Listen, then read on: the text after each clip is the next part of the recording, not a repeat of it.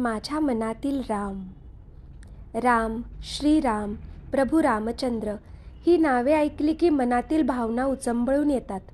एक पवित्र भावना शरीरात उत्पन्न होते. रस्त्याने चालताना कुठूनही राम नाम कानावर पडले की पाय आपोआप थांबतात आणि ओठांवर नकळत रामनाम येते. लहान असताना माझ्या घराजवळ मनमोहक असे राम मंदिर होते. सायंकाळी तिथे भजन, आरती असे नित्यपाठ होत.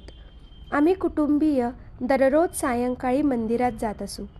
अधूनमधून कीर्तनाचा कार्यक्रम होत असे. कीर्तनात होणारा रामनामाचा गजर वेगळीच स्फूर्ती देत असे.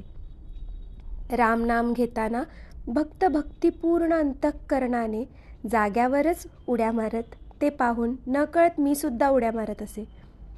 इथेच श्रीरामाने मनात घर केले असावे. श्रीराम जन्मोत्सवात होणाऱ्या कार्यक्रमात सहभागी होण्याचे भाग्य अनेकदा लाभले आणि टाळाच्या नादावर रामनाम घेताना अलौकिक असा आनंद होई. यामुळे मनात रामाचे अढळ स्थान निर्माण झाले. लहानपणी मी फार भित्रा होतो, तेव्हा आई एक कथा वारंवार ऐकवत असे. ती म्हणजे श्रीराम लहान असतानाची.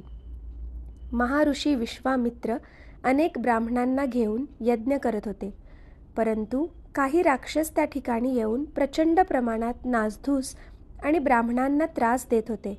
यज्ञात अडथळे निर्माण करत होते. विश्वामित्रांच्या इच्छेखातर श्रीरामाने लक्ष्मणाला सोबत घेऊन ब्राह्मणांच्या यज्ञावर चाल करून येणाऱ्या दानवांचा संहार केला होता. हा कथाप्रसंग ऐकताना बालप्रभू राम मला आवडू लागले.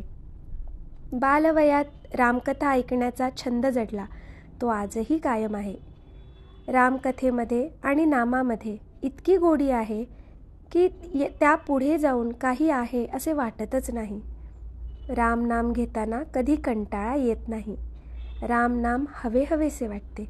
सुख असेल, दुःख असेल, प्रसंग कोणताही असो, अंतःकरणातून अगोदर श्रीरामा, तुझी कृपा, तुझा आशीर्वाद असेच शब्द बाहेर पडतात.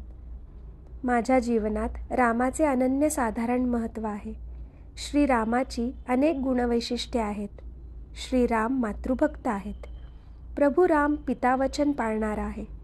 रामचंद्र एकवचनी नि सत्यवचनी आहे. एकपत्नी व्रत आचरावे ते श्रीरामाने. बंधुप्रेमाचे आदर्श म्हणजे कमलनेत्री श्रीराम. मित्राला दिलेले वचन पूर्ण करणारा असा राघव. मातापित्यांसोबत सारे ऐश्वर्य सोडून निघणारा दशरथपुत्र. प्रसंगी पत्नीचाही त्याग करणारा सीतापती.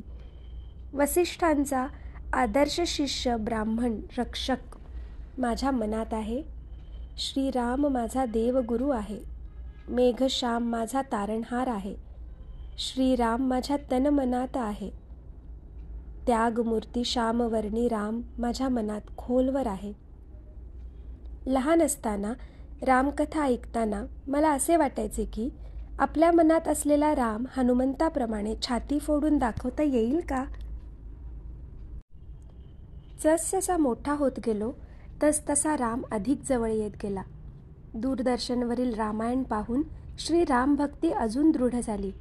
त्याचप्रमाणे जसा सेतूबंधनात खारीने स्वतःचा अल्पसा वाटा उचलला होता, त्याप्रमाणे एकपत्नी व्रत, त्याग, सत्यवचन अशा काही गुणांना आत्मसात करण्याचा प्रयत्न केला आणि मनात प्रभू रामचंद्र असल्याने त्यात बऱ्यापैकी यश मिळाले.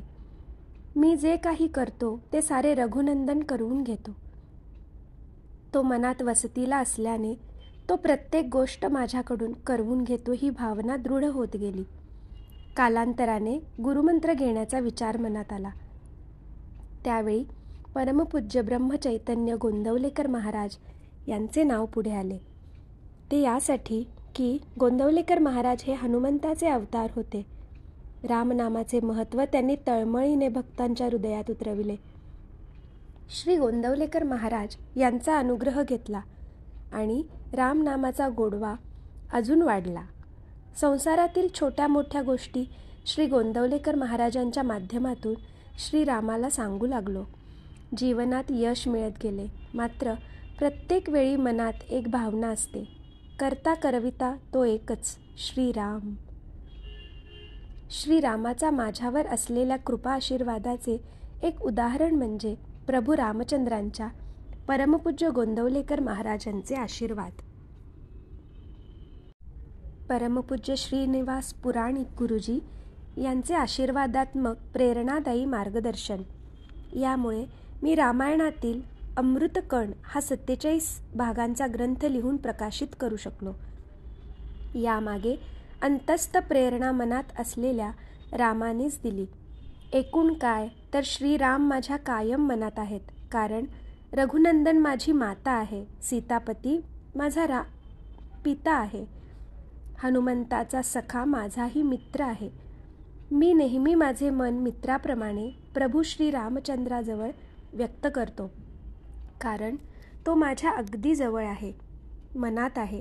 माझ्या अनुभवावरून एक सांगू शकतो, जो श्रीरामाला अंतःकरणपूर्वक शरण जातो, रममाण होतो, त्या भक्ताच्या मनात करुणासागर असा कौसल्यापुत्र कायम वास्तव्य करतो. रामनाम घेतल्यामुळे एक प्रकारे अलिप्तता येते. हे काही वर्षांपासून मी अनुभवत आहे. मुलांच्या संसारात जास्त डोकावत नाही. अनावश्यक चौकशी करावी वाटत नाही. कुणी विचारलं तेवढा सल्ला देतो. रामनाम आणि लेखन यासोबत नातवंडांमध्ये रमतो. एक गोष्ट सांगितली पाहिजे की मला कोणी पाया पडलेले भावत नाही. कुणी पाया पडताना हिंदू हृदय सम्राट बाळासाहेब ठाकरे यांचा आजकाल डोकं टेकवावे असे पवित्र पाय दिसत नाहीत हा विचार मनात येतो.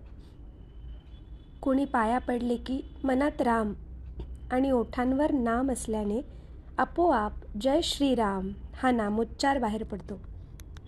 एक हृदयद्रावक प्रसंग सांगण्याची तीव्र इच्छा होत आहे. तो असा की 2 महिन्यांपूर्वी हैदराबाद येथे मुलाकडे असताना सकाळी 10च्या सुमारास मी आवश्यक वस्तू आणण्यासाठी बाहेर पडलो. 10 मिनिटांच्या अंतरावर दुकान होते. मी नेहमीप्रमाणे पायीच निघालो. दुकानात वस्तू घेताना मला अचानक दरदरून घाम फुटला. अंग दुखायला लागले. ती तीव्रता मोठ्या प्रमाणावर होती. मला ऑटो करून घरी पोहोचावे हेही सुचले नाही. मी त्याच अवस्थेत घरी पोचलो. थोडा आराम केला आणि बरे वाटले. सायंकाळी डॉक्टरांकडे गेलो. सारे ऐकून डॉक्टर गंभीरपणे म्हणाले, भाग्यवान आहात, संकट टळले. काहीही होऊ शकले असते. तेव्हा जाणीव झाली की हृदयात श्रीराम होते आणि सोबत परमपूज्य गोंदवलेकर महाराज होते, म्हणून संकट टळले. माझ्या मनात कायम वास्तव्य करून असलेल्या श्रीरामचरणी ही अक्षरसुमने अर्पण करून थांबतो. जय श्रीराम.